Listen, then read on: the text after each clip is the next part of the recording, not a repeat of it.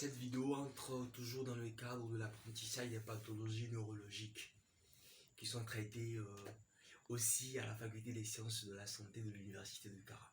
Aujourd'hui, nous allons aborder la maladie de Farr. F-A-H-R. Farr.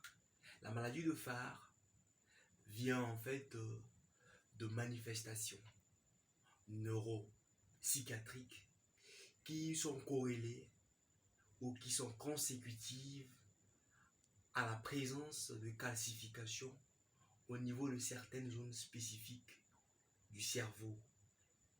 Il s'agira bien sûr des noyaux gris centraux. Donc, la maladie de Farr est en fait l'association de manifestations neuropsychiatriques à des calcifications situées au niveau des noyaux gris centraux. Quelles sont ces différentes manifestations que l'on peut avoir en consultation chez un patient souffrant de cette pathologie? Le patient va présenter, entre autres, une détérioration mentale progressive. Au cours de l'interrogatoire, on notera chez ce patient, victime de cette maladie, une détérioration mentale, des fonctions supérieures cognitives. Et le patient, à l'interrogatoire, va préciser que cette symptomatologie n'a pas commencé brutalement, mais que l'évolution s'est faite dans le temps de façon progressive. À cette détérioration mentale vont s'associer également une épilepsie généralisée ou une épilepsie focale.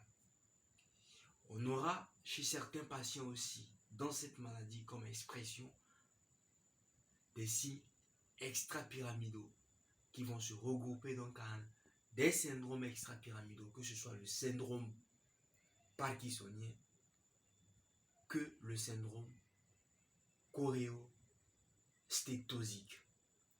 On aura également des signes cérébelleux et parfois même une dysarthrie qui se constitue en un préambule ou en un précurseur des signes pyramidaux.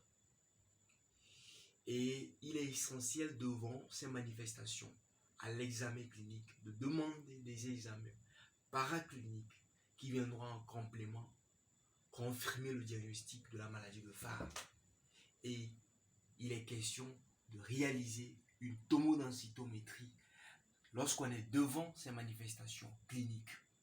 Et à la tomodensitométrie cérébrale, bien sûr, on objectivera des calcifications au niveau des noyaux gris centraux du cerveau. Et au décours donc des résultats de cette tomodensitométrie, il serait naturel de poser le diagnostic de la maladie de Farr. En conclusion, cette maladie, bien que n'étant pas très fréquente dans notre contexte, permet, lorsqu'on fait une corrélation des manifestations cliniques à la tomodensitométrie, au résultat de la tomodensitométrie cérébrale, à savoir les calcifications au niveau des noyaux gris centraux, on peut aisément poser le diagnostic de cette pathologie. Nous vous disons merci.